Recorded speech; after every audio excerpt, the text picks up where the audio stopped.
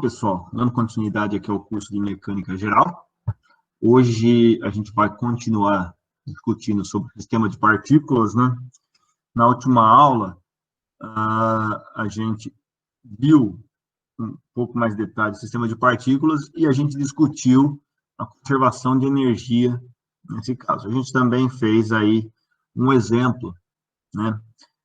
No qual a gente pôde verificar que o cálculo da energia cinética e do momento angular é mais fácil calcular das partículas de forma separada, geralmente, né?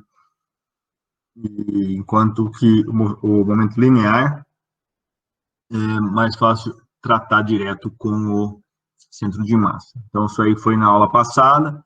Na aula de hoje, eu quero introduzir para vocês o conceito de corpo rígido, tá? Daí, a gente vai discutir um pouquinho como calcular centro de massa em sistemas contínuos, e a gente vai ver alguns truquezinhos aí para deixar a vida mais fácil. E, por fim, a gente vai ver um problema bem legal, que é o problema do giroscópio, né? Que é um problema aí de corpo rígido, né? Que envolve translação e rotação, e a gente vai começar daí já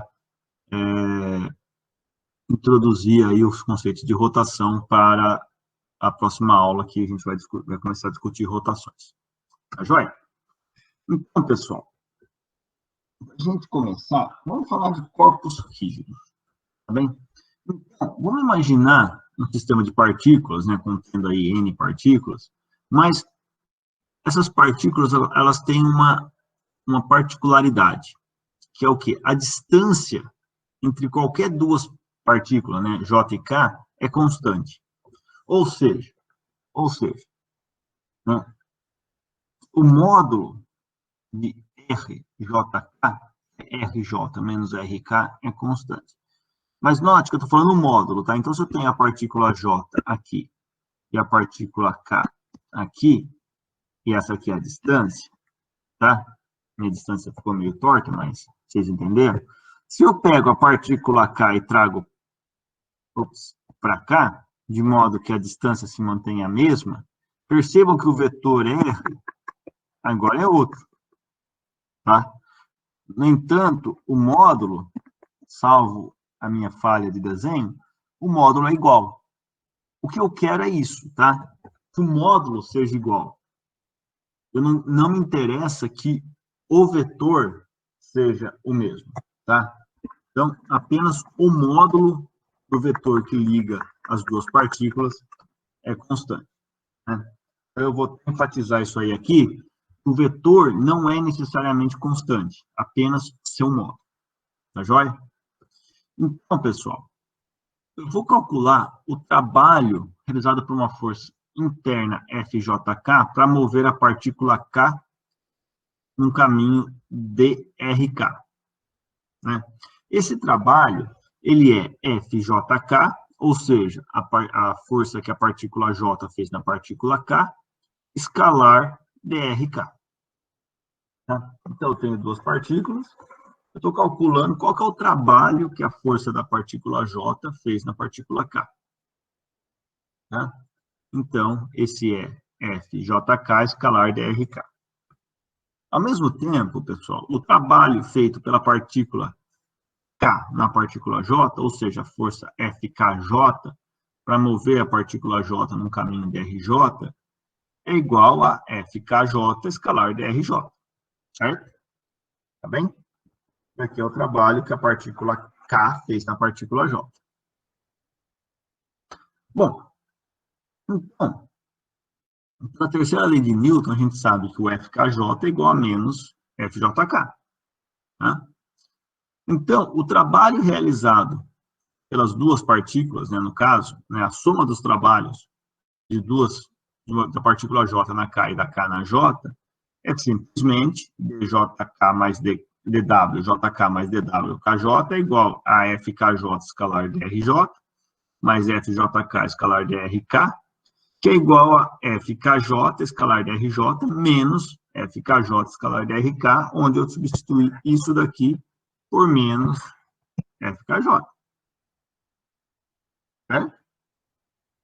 Então, a gente tem que a soma dos trabalhos de duas partículas é isso daí. Ou seja, eu posso escrever como FKJ escalar de RJ menos RK. Tá joia? Tá bem? Então, você percebe que esse DRJ menos RK é o elemento, né? Vamos mudar aqui um pouquinho, né? Esse cara, ele é o elemento de distância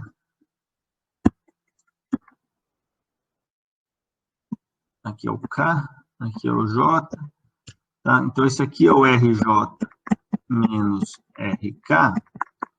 Então, se eu pego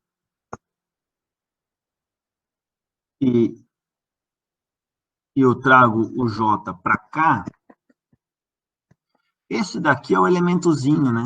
De RJ menos RK. Tá? É o elementinho de distância, que é a distância relativa entre o J e K. Tá bem? Então, pessoal, se eu lembro da forma forte da terceira lei de Newton, que diz o quê? Que diz que a força que K faz em J, ou a força que J faz em K, ela é na direção radial, ou seja, na direção da linha que liga J e K, né? Então, se eu lembrar também as propriedades do produto escalar, qual que é a propriedade do produto escalar? Se eu tenho um vetor A escalar um vetor B, isso daqui, ele é o quê? Ele é A, B, cosseno de θ, que é o ângulo que faz entre eles. Ou seja, é o vetor A vezes a projeção do vetor B na direção de A. Certo? Muito bem. Então, olhando assim, eu tenho que o termo relevante, tá? De DRJ escalar RK é aquele que fica na direção que liga a JK. Por quê? Porque o trabalho é igual a FJK. Ups, deixa eu apagar aqui. D escalar aqui, né? DRJ menos RK. Certo? Isso aqui é um vetor. Né? Esse aqui é outro. Ou seja, esse vetor aqui está na linha que liga J e K, pela forma forte da terceira lei de Newton. Tá? Agora, esse cara aqui, então, ele vai... A variação de RJ menos RK, que é importante, é aquela na direção que liga J e K, porque é aquela na direção da força F. Portanto, agora, se o corpo é rígido, J e K estão ligados por uma haste fixa. Certo? Ou seja, se eu vou um K um pouquinho para cá, o J tem que vir na mesma quantidade para cá. Por quê? Porque a haste é fixa. O tamanho dela é fixo. Ou seja, o DRJ menos RK paralelo é nulo. Tá? Ou seja, a soma dos trabalhos das duas partículas é zero. Com isso, pessoal, eu posso concluir o quê? Que num corpo rígido, forças internas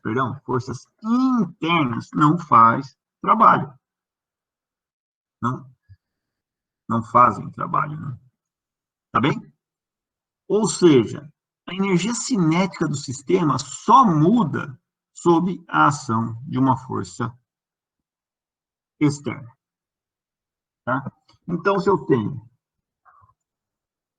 aqui um corpo rígido formado por uma partícula, outra partícula e outra partícula, ou mais uma partícula aqui, sei lá, 4 partículas, tá?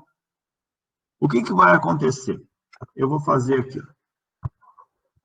Essa haste vermelha liga essas duas, essa haste amarela liga essas duas, essa haste roxa liga essas duas, e esta haste verdinha liga essas duas.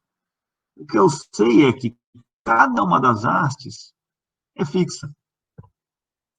Então, eu não posso, por exemplo, pegar essa partícula aqui e trazer para cá, mantendo as demais fixas, porque isso acarretaria uma mudança dessa haste e na mudança da haste verde.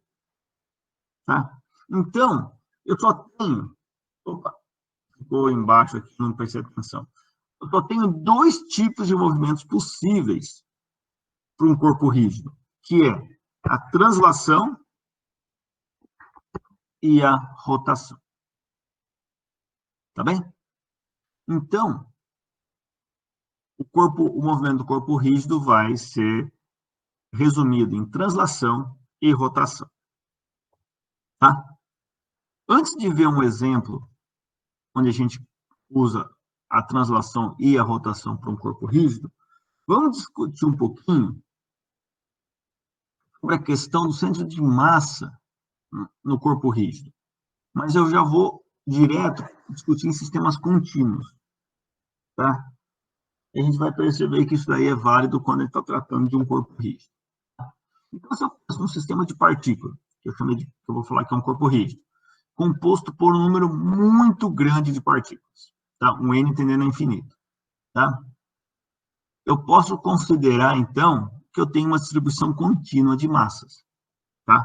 Eu não estou mais considerando agora cada partícula isoladamente. Nesse caso, pessoal, vou considerar um volume dV que vai ter as seguintes características. Tá? Então, eu vou pegar aqui um elementozinho de volume dV. Tá?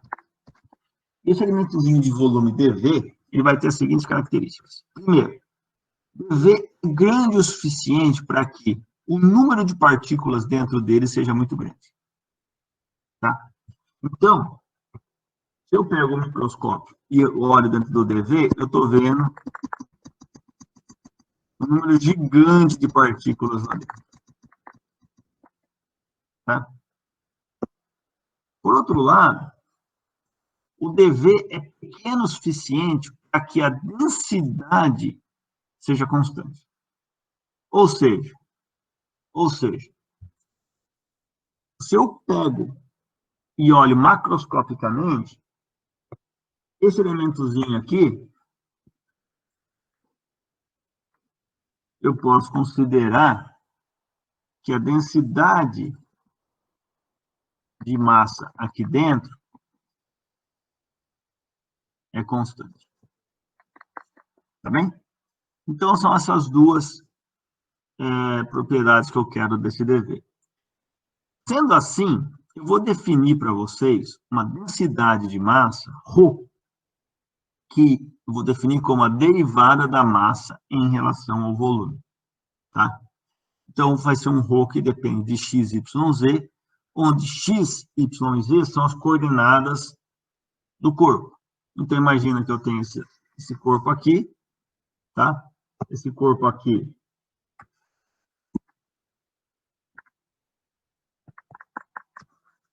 tá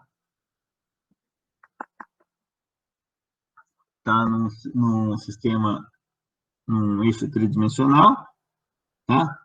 Então, x, y, z é a posição aqui desse elementozinho. Tá? O elementozinho é pequeno o suficiente, de modo que eu posso considerá-lo um ponto. X, Y e Z. Tá bem? Tá legal? Agora, pessoal, percebam o seguinte. Por que é importante eu considerar um corpo rígido? O corpo rígido é importante pelo seguinte, porque para um dado x, y e z, o ρ é uma constante. Tá? Se eu pergunto para você, qual é a densidade qual é a densidade de massa nessa posição vermelha aqui, tá? Você tem que ser capaz de me falar, tá? Porque é um rho de x, y, z. Se o corpo não é rígido, digamos, por exemplo, uma espuma, se você aperta esse corpo de modo que você, né, consiga concentrá-lo mais ou menos, né, o seu rho de x, y, z muda, né? Imagina, por exemplo, que esse corpo que eu desenhei em azul escuro aqui, ele seja um corpo flexível. Então, se eu pego e de algum jeito eu consigo comprimi-lo, de modo que ele vira isso daqui, tá? Esse azul claro aqui agora, então imagina que eu apliquei uma pressão de alguma forma, que ele comprimiu. Antigamente eu tinha uma densidade aqui na posição vermelha. Agora, a densidade aqui agora é zero. Porque não tem mais massa ali, né? Então, percebam vocês que, nesse caso, eu não posso definir um rho que, dada uma posição, ele é fixo, tá? Então, isso a gente vai fazer para corpos rígidos, tá bem? Senão, a gente introduz dificuldade que a gente não quer no problema. Bom, definindo, então, isso aí, nessa densidade para um corpo rígido, né, eu vou escrever a massa total do corpo, que era escrito como a somatória em I das massinhas em I, né? Então, antigamente, até a aula passada, eu falava que a massa total do corpo, ou do sistema, era soma em I das massa I, onde cada massa I era a massa de cada partícula que compunha o sistema. Agora eu vou falar que a massa total vai ser uma integral de dm, ou seja, a somatória de cada elementozinho infinitesimal de massa que compõe o corpo, tá? E é, na verdade, integral de ρ dv, onde dv é integral de dx, dy, dz, ou em coordenadas cilíndricas, por exemplo, eu posso usar coordenadas esféricas, né? R quadrado seno de φ, seno de θ, dφ, dθ, dz, dφ, dθ, dr, desculpa, tá bom? Então, eu posso usar aí o sistema de coordenadas que eu quiser, tá? Mas é basicamente ρ dv, tá? Então, pessoal, o que acontece no sistema, né, de partículas, né? Tem uma distribuição contínua de massa, mas essa distribuição contínua de massa não é uma distribuição volumétrica, como, por exemplo, uma esfera. É uma distribuição, no caso, superficial ou linear. Uma distribuição superficial, eu tenho, então, que a integral para calcular a massa continua sendo integral de dm, mas a integral de uma integral de sigma dA, onde sigma eu vou chamar, é a densidade superficial de massa, né? Superficial, onde sigma é igual a dm dA, tá bem? E se eu tenho agora uma distribuição linear de massas, eu falo que a massa total continua sendo integral de dm, mas agora o dm é lambda dl, onde o lambda, obviamente, eu vou chamar de densidade linear de massa. Ou seja, lambda é igual a dm dl. E veja o seguinte, né? O que é uma distribuição superficial, né? De novo, distribuição superficial é como se eu estivesse tratando, por exemplo, um disquinho, tá? Ou então se eu estivesse tratando uma casca esférica, ou seja, eu só tenho massa na casca, eu não tenho massa dentro da esfera, né? Essa distribuição linear, por exemplo, eu posso estar tratando de um anel é uma distribuição linear, porque eu só tenho massa aqui, né, onde eu estou pintando de amarelo, eu não tenho massa aqui dentro, tá? Ou então, uma corda, um fio de cabelo, coisas assim, tá? Bem, nesse caso, pessoal, né, a massa, ela é simplesmente escrita dessa forma. Agora, gente já calculou, a gente sabe como que a massa depende, como que calcula a massa total do sistema. E a posição do centro de massa? Obviamente, a gente sabe que a posição do centro de massa para um sistema discreto, ela é 1 sobre a massa total, vezes a somatória da massa K, vezes a posição da partícula K. Ou seja, é uma média ponderada pela massa das posições das partículas, né? Com isso, pessoal, se eu passo para um sistema contínuo, eu fico simplesmente 1 sobre Emão, que é massa total, integral de R ρ dV, que é 1 sobre Emão, integral de R ρ, que depende de x, y, z, dx, dy, dz, desculpa, para o caso da distribuição volumétrica. Agora, eu posso ter distribuições que não são volumétricas. De novo, eu posso ter distribuição superficial e distribuição linear de massas. E nesse caso, o que acontece com o cálculo do centro de massa? Né? Percebam que uma distribuição superficial, a posição do centro de massa ainda é um R, que é um sigma de x, y, z, desculpa, que é um Rão, né, que é 1 sobre Emão, integral de R vezes sigma de x, y, z, dA, que é igual a 1 sobre Emão, integral em x, integral em y, de R sigma de xy. Percebam vocês o seguinte, a posição R ainda tem um x do centro de massa, um y do centro de massa e um z do centro de massa, tá? Tá bem? O sigma, aqui eu estou escrevendo em função de x e y, aqui eu estou escrevendo em função de x, y e z. Porque se eu tenho que a distribuição de massa é uma distribuição superficial, eu posso, por exemplo, aqui, escrever o z como função de x e y, né? Porque se eu sei que tem uma distribuição superficial, eu sei como escrever essa superfície.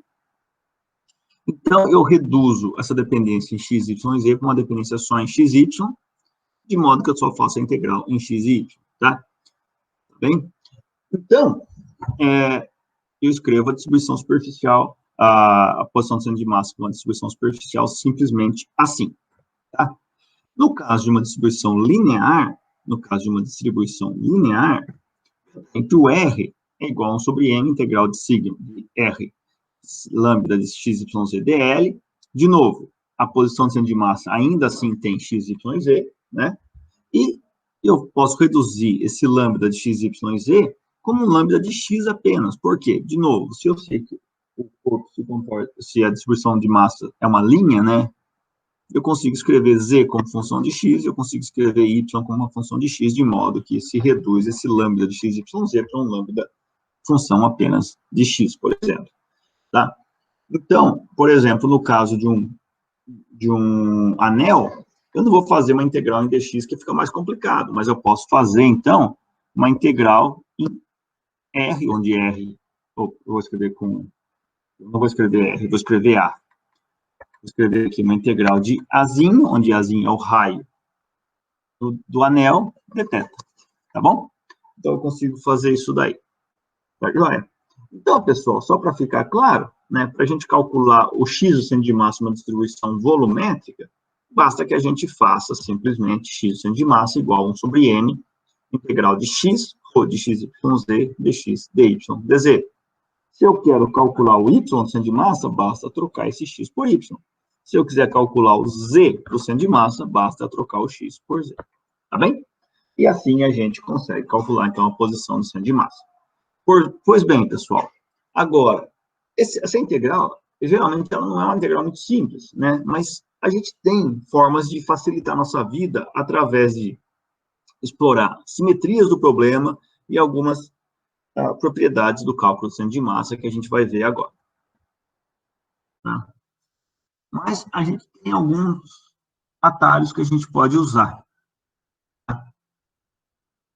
E esses atalhos, eles surgem a partir de algumas simetrias que o corpo rígido, né, um sistema contínuo tem e pode facilitar a nossa vida. Primeiro, se o sistema apresenta um plano de simetria, o centro de massa está nesse plano. Tá? Então, vamos pensar. Se eu tenho aqui, ó, um coraçãozinho, né? Aproveitar que saiu a nota da prova. Né? Um coraçãozinho. Se eu pego e traço esse plano aqui cortando o coração no meio, eu olho para a direita e para a esquerda do coração, eu vejo a mesma coisa. Então, obviamente, o centro de massa está nesse plano. Tá bem? E passa. O centro de massa ele pertence ao plano de simetria. Agora, o sistema apresenta dois planos de simetria. Obviamente, esses dois planos de simetria não são paralelos, né? O centro de massa vai estar na linha de intersecção entre os dois planos. Ou seja, então imagine vocês que eu tenho esse plano de simetria de um corpo qualquer. E eu tenho esse outro plano de simetria aqui.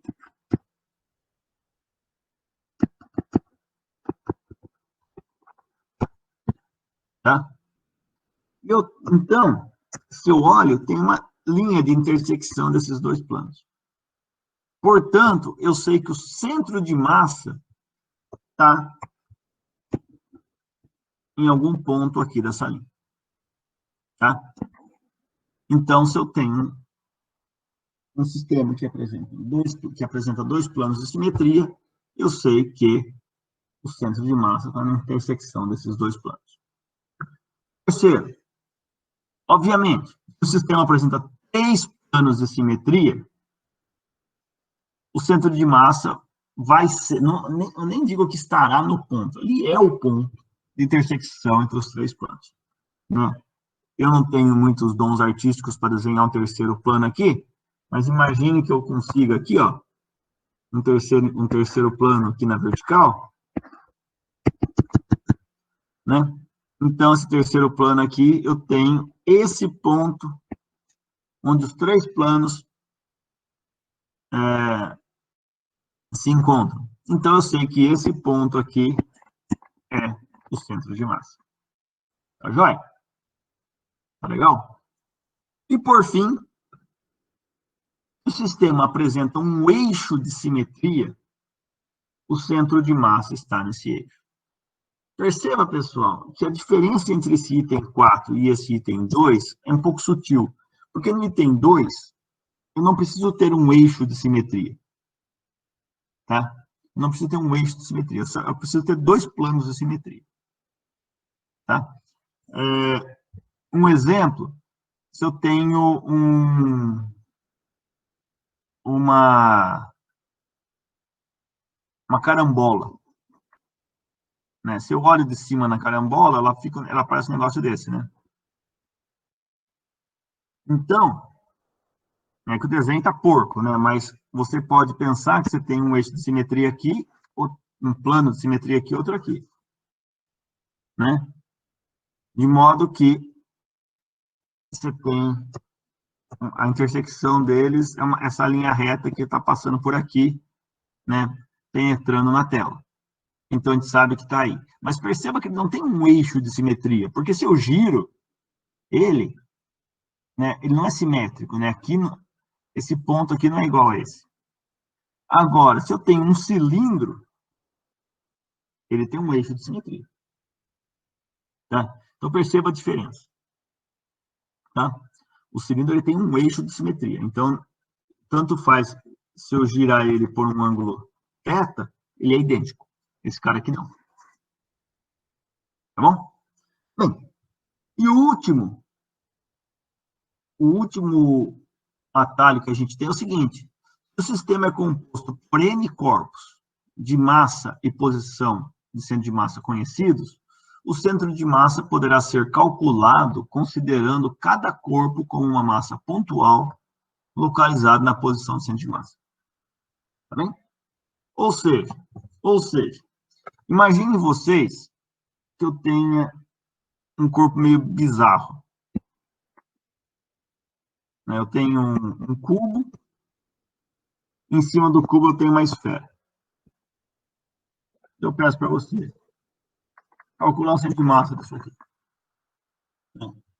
Se você sabe a massa da esfera, e se você sabe a massa do cubo, aí fica fácil. Por quê? Se você sabe o centro de massa do cubo, se você sabe o centro de massa da esfera, você pode considerar cada um deles uma partícula pontual centrada, localizada em cada uma no seu centro de massa, e voltar a calcular como era lá com o sistema discreto, com poucas partículas. Tá bem? Então, é exatamente como a gente teria feito no caso do sistema discreto. Tá legal, pessoal?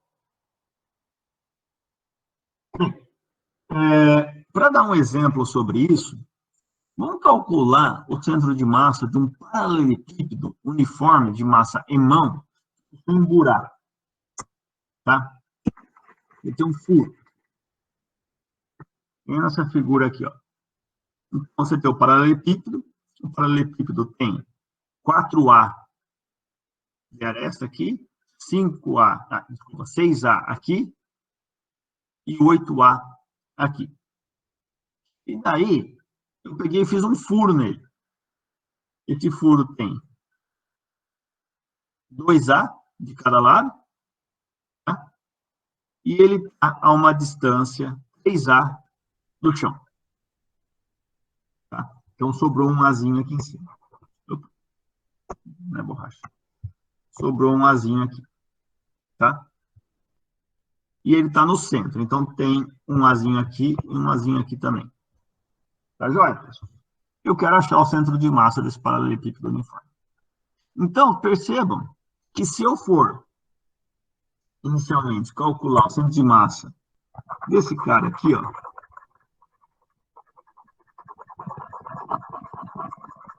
pintando de roxinho, é um trabalho meio chato, porque eu vou ter que fazer integral, né?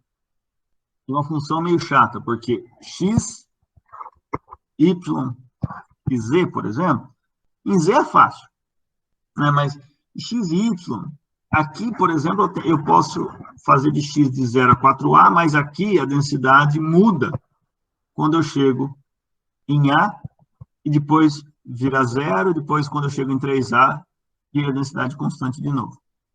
Né? Então fica um negócio meio chato de fazer. Agora, no entanto, eu posso usar a questão dos planos de simetria e posso também usar esse item 5 aqui. Vamos ver isso.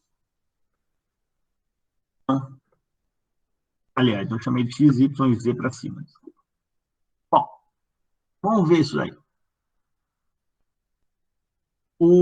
A dificuldade, vamos voltar aqui só um pouquinho. Eu chamo x, y, z, a dificuldade está no eixo z. Vocês concordam comigo. Por quê? Por quê? Primeiro, se eu pego aqui, ó, esse plano aqui, para cá e para cá, ele é idêntico. Portanto, eu sei que o y do centro de massa, obviamente, é 4A. Certo? Outra coisa que eu sei também é o seguinte. Se eu pego... vamos pegar uma outra cor aqui, esse vermelhão. Se eu pego esse plano aqui, se eu olhar para cá ou para cá, estou vendo a mesma coisa também. Então, eu sei que o x do centro de massa, obviamente, é 2A. Certo? Agora só falta achar o z do centro de massa. Para achar o z do centro de massa, eu vou lançar a mão do item 5, que é considerar o sistema composto por dois corpos. Quais dois corpos? Perceba, se eu tenho um paralelepípedo inteiro e tiro um pedaço e somo com um paralelepípedozinho exatamente com o mesmo tamanho e volume desse pedaço, né, mesmo volume e posição desse pedacinho que eu tirei, tenho um paralelepípedo inteiro. Certo? De modo que eu posso falar que o paralelepípedo curado é igual ao paralelepípedo inteiro menos esse outro paralelepípedo. Certo? Então, eu vou calcular o centro de massa desse cara, calcular o centro de massa desse cara. Eu sei qual que é a massa desse, porque a massa é ρ vezes o volume desse cara. A massa desse é ρ vezes o volume desse cara. Então, agora é só subtrair. Certo? Então, vamos ver. O paralelepípedo em amarelo, a massa M1 e o Z do centro de massa é 3A, né? Porque ele tem 6A de altura. Então, se ele é um paralelepípedo sólido, o centro de massa está em 3A. E ele tem uma massa M1. O paralelepípedo em azul, a massa dele eu vou chamar de M2, e a posição de centro de massa dele é 4A. Por quê? Porque, deixa eu fazer aqui com as cores que a gente já vinha fazendo. Em amarelo, aqui é 6A, né, de altura. O em azul, ele tem 2A de altura, mas começa aqui no 3, né? Tem 3A aqui, 2A aqui e 1A aqui. Portanto, o centro de massa dele está aqui, 1A acima da borda. Então, 1A mais 3A dá 4A. Tá vendo? Portanto, vamos agora ver a densidade de cada um dos caras. A densidade ela é fixa. A densidade do paralelepípedo vazado é a massa dividido por V1 menos V2. Certo? Essa é a densidade do paralelepípedo vazado, porque a massa total dele é emão, dividido pelo volume dele, que é o volume 1 menos o volume 2. O volume 1 é 6A vezes 4A vezes 8A, que é 192A ao cubo. Né? O volume do buraco é 2A vezes 2A vezes 8A, que é 32. Portanto, ρ é igual a M, dividido por 192 menos 32A ao cubo.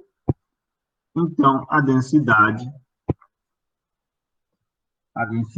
do material que faz esse paralelepípedo vazado é M sobre 160A ao cubo. Sendo assim, M1 é ρ vezes V1, é emão sobre 160 ao cubo vezes 192 ao cubo. Isso aí dá 6M sobre 5. E o M2 é 32 sobre 160 vezes emão, que é emão sobre 5. Tá? Tá joia? Portanto, pessoal, o Z do centro de massa nada mais é do que 1 sobre emão vezes 3A, 6 emão sobre 5, menos 4A emão sobre 5, que é igual a 14A sobre 5. Tá joia? Então, a posição do Z do centro de massa é 14 quintos de A. Tá joia? Tá legal, pessoal? Então, percebam que uma álgebra super simples, a gente conseguiu calcular o centro de massa de um sistema um pouco complexo, né, que era um paralelepípedo com furo no meio. Tá? Porque a gente simplesmente considerou como sendo dois corpos, a gente calculou de cada um deles e depois somou. Tá bem? Bom, agora que a gente já sabe isso, vamos olhar um exemplo de corpo rígido, que é o problema legal do giroscópio. Tá? Esse exemplo engloba as leis de conservação, né, que a gente viu até agora, e o conceito de corpo rígido. Tá bem? Então, o giroscópio, na verdade, ele é formado por um anel fino de massa emão e raio errão, que gira em torno de um eixo que passa pelo seu centro de massa. Tá? Eu vou considerar a haste segurando ele como tendo massa desprezível. a extremidade inferior do eixo está no chão, como mostrado aqui na figura. Então, eu tenho aqui o eixo Z, então eu tenho a haste do meu giroscópio aqui em verde, então eu tenho esse anel fino, tá? Esse anelzinho fino aqui, que eu posso considerar que a massa só esteja no anel, ele tem massa em mão, tá? E raio é rão. Tá? Então, e ele faz um ângulo alfa com a vertical. Tá bem? Então, pessoal, eu giro esse giroscópio com velocidade angular ômega. E eu quero achar o movimento dele, tá? Eu quero achar o quê? Qual a velocidade com que esse cara vai girar em torno do eixo Z, tá? Aliás, a distância entre o ponto de base e o centro aqui é L', tá bom? Então, se eu supor o ângulo alfa é constante e mantendo a velocidade angular do anel ômega constante, qual a velocidade de precessão omegão do sistema? Então, eu quero achar essa velocidade omegão aqui do sistema. Quando eu falo do giroscópio, pessoal, ele parece algo muito fora do nosso cotidiano, tá? Agora, ele podia ser fora do meu cotidiano com a atividade de vocês, mas eu duvido que é fora do cotidiano de vocês hoje em dia, tá? Afinal, eu tenho certeza que pelo menos um giroscópio vocês têm. Onde está o giroscópio de vocês, você sabe? Celular. Oi? Quem falou? Celular. No celular, exatamente. Tá? Então, todos esses sistemas, esses aparelhos digitais que vocês têm, que se você gira ele, a tela muda, ou se está jogando joguinho, você gira, o carrinho vai para a direita, vai para a esquerda, acelera ou faz alguma coisa maluca assim, como aqueles videogames, né, o Wii, essas coisas, todos eles têm giroscópio, tá? O giroscópio, nesses dispositivos, eles existem para perceber giros, né? Tem os acelerômetros que percebem acelerações, tem o giroscópio que percebe que você girou o sistema, tá? Para ajustar de acordo com para ter a resposta, né? Tanto a resposta do videogame, como a resposta da tela girar, etc. Tá bem? Então, né? Eu roubei essa foto da internet, né? Então, o celular ele tem 3 giroscópios, um para cada direção. Tá? Obviamente não é um giroscópio desse jeito aqui, não tem uma rodinha lá dentro, né? É um negócio um pouquinho mais complicado, que envolve força de Coriolis, essas coisas. A gente não vai discutir com detalhes agora, né? Mas é bem interessante procurar entender como é que funciona isso daí. Bom, então vamos olhar a física disso. Vamos olhar a física disso. Então, eu tenho aqui, de novo, o desenho do giroscópio, né? Eu tenho meu anel de massa M e raio é rão. Tá?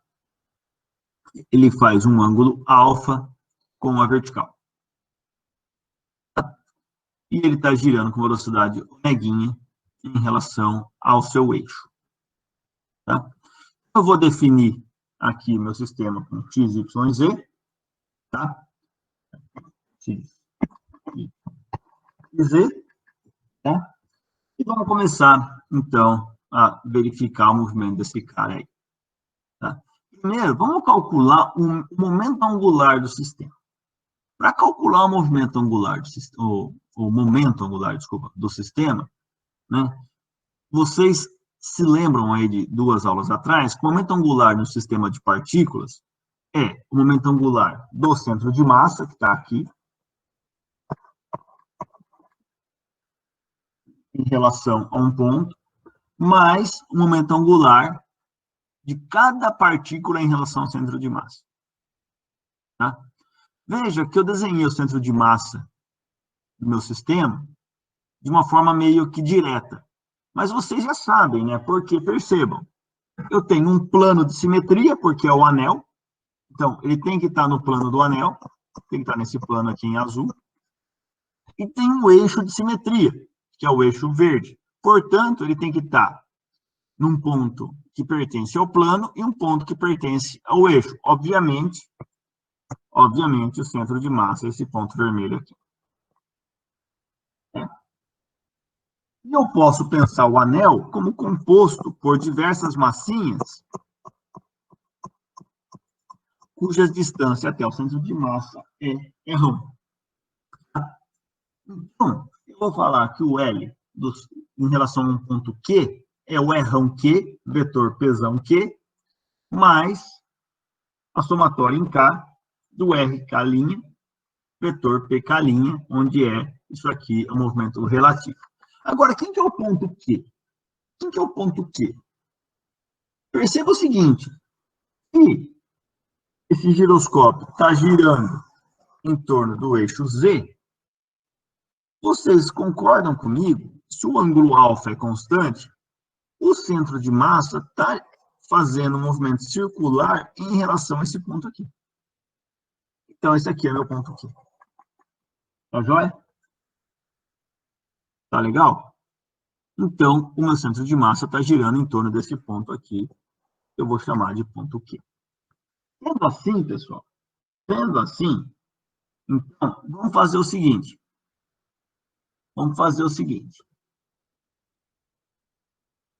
Eu tenho que o L do centro de massa em relação ao ponto Q é a massa total vezes a posição do centro de massa, vetor a velocidade do centro de massa em relação ao ponto Q. Tá? Para calcular isso, eu vou fazer a projeção desse cara aqui no plano XY. Tá?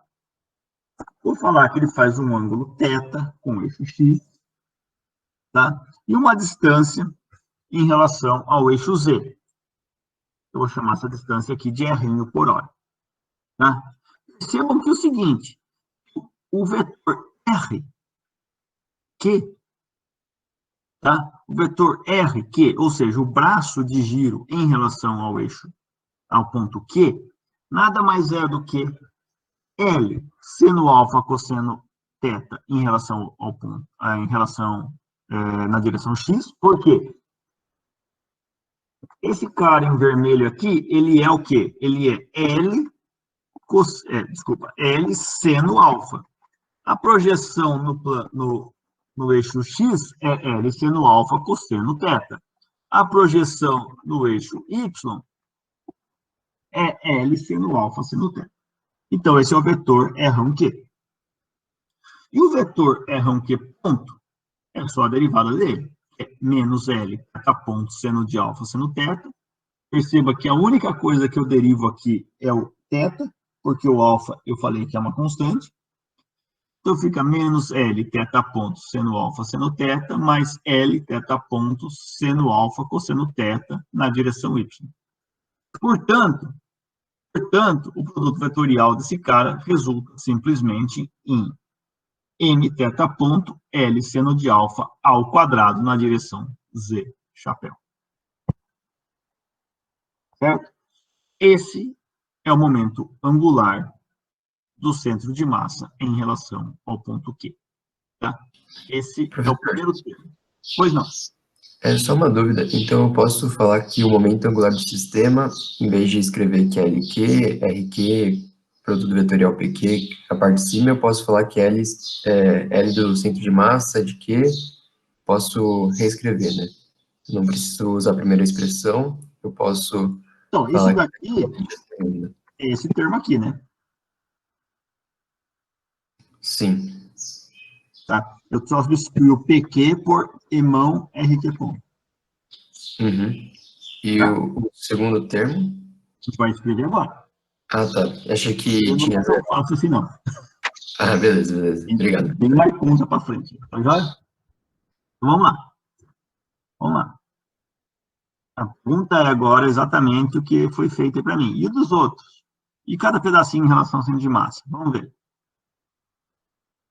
Então, cada massinha dm tem uma distância r do centro de massa. E com velocidade angular ω. Tá? Então, a velocidade linear de cada pedacinho, o módulo dela, vocês concordam que é rho vezes ômega? Né? Então, o módulo da velocidade linear de cada pedacinho em relação ao centro de massa. Assim, pessoal, o dl, né, de K em relação ao centro de massa do pedacinho K é rho na direção R', vetor rho ômega na direção φ', certo? Onde φ, né, esse ângulo aqui, que esse pedacinho está fazendo em relação a um eixo pré-determinado. Né?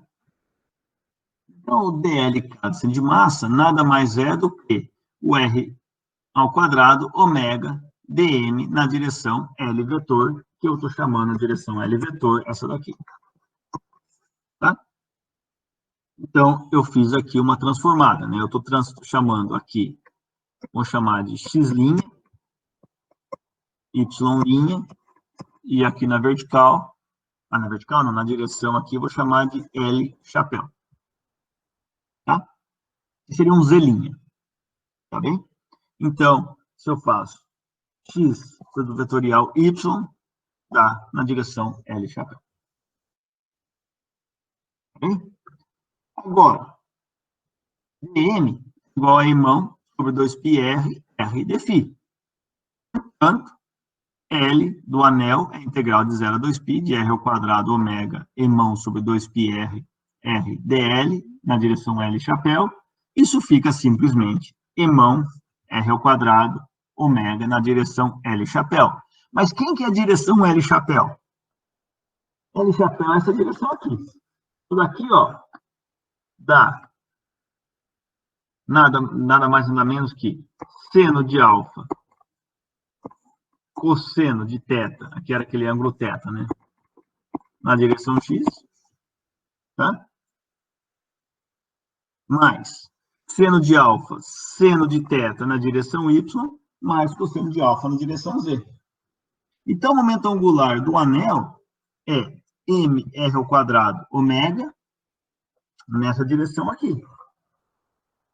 Então, o momento angular total é mr ao quadrado ômega, seno alfa, cosseno θ em x, mais seno alfa, seno θ em y, mais cosseno alfa em z, mais n θ ponto L seno de alfa ao quadrado em z. Então, esse é o momento angular total do sistema. Tá legal? Bem, com isso, pessoal, tomando a derivada do momento angular total, de novo, assumindo alfa constante, né, eu vou falar que o θ ponto, eu vou chamar de omegão, que é a velocidade de precessão, né, que eu falei que ele estava girando em relação aqui ao eixo z, e o ângulo que ele faz com o eixo z aqui é o θ, né? É o ângulo que ele faz com o eixo x, perdão, né, que é o ângulo de giro em relação ao eixo z. É o ângulo θ. Então, θ ponto é a velocidade que ele gira aqui em relação ao eixo z. Portanto, vou chamar de omegão, que é a velocidade de precessão. Então, dl dt é simplesmente mr ao quadrado, omeguinha, omegão, eu estou chamando de θ ponto, tá? Menos seno de alfa, seno θ, x chapéu, mais seno alfa, cosseno θ, y chapéu. Percebam, em z eu só tenho alfa. Tá? E eu tenho θ ponto. Mas se eu estou falando que a velocidade de precessão é constante, a derivada de θ ponto é zero. Tá? Então, a minha derivada só tem termos em x e em y. Tá? Agora, por outro lado, pessoal, a gente sabe o quê? A derivada do momento angular em relação ao tempo é igual ao torque externo agindo na partícula, ou no sistema. Agora, qual que é o único torque externo agindo nesse cara? É a força-peso. É o torque devido à força-peso. E a força-peso é menos mg na direção z. Chapéu. Tá? E ele está agindo no centro de massa. Então, pessoal, O torque é dado por R vetor T, que é igual a L seno alfa, cosseno teta, x chapéu, mais L seno alfa, seno teta, y chapéu, vetor menos mg, z chapéu. Porque o Rão, esse Rão aqui, né, é o torque em relação ao ponto Q. Note que não é em relação à origem, tá, pessoal? Em relação ao ponto Q. Tá bem? Bom, sendo assim, o torque é simplesmente mgl vezes menos seno alfa, seno teta em x, mais seno alfa, cosseno teta em y. Agora, vamos comparar o torque aqui com a derivada do momento angular ali de cima. Comparando os dois termos, temos que mr ao quadrado ômega, omeguinho, omegão, é igual a emão gl. Consequentemente, eu posso cancelar as massas e eu tenho que omegão é igual a gl sobre r ao quadrado omeguinho. Certo? Ou seja, a velocidade de precessão ela é maior quanto maior o comprimento aqui da minha haste, e ela é menor quanto maior o raio do disco e quanto maior o ômega de rotação do meu giroscópio. Percebam outra coisa interessante. Independe do ângulo alfa. Independe do ângulo alfa. Tá joia? Tá joia? Então, pessoal, note o seguinte, né? O momento angular total, ele é alguma coisa que varia em x e y e a constante em z. O que faz sentido, né, pessoal? Porque a única força externa agindo no sistema é na direção z. Se a única força externa agindo no sistema na direção z, o torque não é na direção z. Não tem torque na direção z, porque o torque é um produto vetorial de R vetor força externa. Tá bem? Então, o torque tem que ser perpendicular à força externa, portanto, torque não tem torque na direção z. Tá joia? Então, pessoal, o que acontece basicamente? Basicamente, se eu tenho esse sistema e eu giro esse cara com uma velocidade angular ômega, o que vai acontecer, basicamente, é que ele vai ficar girando. Então, se esse cara gira com a velocidade ômega, ele vai ficar girando em torno do eixo Z, como nesse gifzinho que eu achei na internet aqui. Tá? E é interessante observar o seguinte. Que se você olha lá a expressão para o omegão, isso aqui era GL dividido por R ao quadrado omeguinha. Perceba o seguinte, vamos pensar que tudo isso daqui são constantes do dispositivo. O omeguinha não. O omeguinha eu posso mudar, né? Que eu posso aplicar uma força de modo a acelerar esse cara e mantê-lo depois numa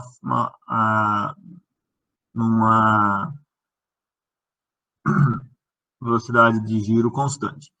Vocês percebem que se ômega for muito grande, se o omeguinha for muito grande, esse cara praticamente fica parado.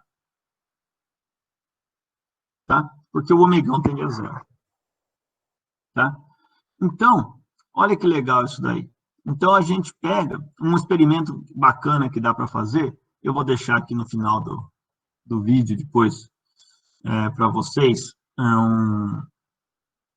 um vídeo de um experimento feito com roda de bicicleta, né, que você vê claramente que se você pendura, né, uma roda de bicicleta, então você tem aqui uma haste, né, Daí você tem uma outra haste aqui. Deixa eu apagar. E você tem um pneu de bicicleta aqui. Daí você pega essa segunda haste e deixa na horizontal, de modo que o pneu da bicicleta está aqui. Tá? E aqui ele é livre para girar, tá? E daí eu pego e giro essa haste, essa pneu de bicicleta com uma certa velocidade e solto, né? A única força agindo é a gravidade puxando esse cara para baixo. O nosso senso comum ia esperar que essa roda de bicicleta ia descer para cá. Mas o que acontece é que ela começa a girar em torno do eixo Z. Tá bom? Então, eu vou pôr para vocês aqui o link para esse videozinho, para vocês verem que interessante. Tá joia, pessoal? Então, na aula de hoje, a gente discutiu o conceito de corpo rígido. Tá? A gente viu que o corpo rígido é aquele no qual a distância entre duas partículas que compõem esse corpo, ela é fixa. Tá? A gente viu como que a gente consegue calcular o centro de massa de um sistema, né, de corpo rígido, quando esse sistema é contínuo. E, por fim, a gente fez um exemplo, que é o exemplo do giroscópio, né, que é achar o movimento de precessão do giroscópio quando esse, né, está girando com velocidade angular ômega, tá? E a gente usou, então, os conceitos que a gente veio trabalhando nas últimas aulas, que é conservação de momento angular, achar o centro de massa, movimento de rotação, que a gente está introduzindo agora. Tá legal? Então, a aula de hoje terminou. Na próxima aula, a gente vai ver movimento de rotação, a gente vai entrar com mais afinco nesse tema, e a gente vai começar a discutir, então, momento de inércia de um sistema. Tá legal?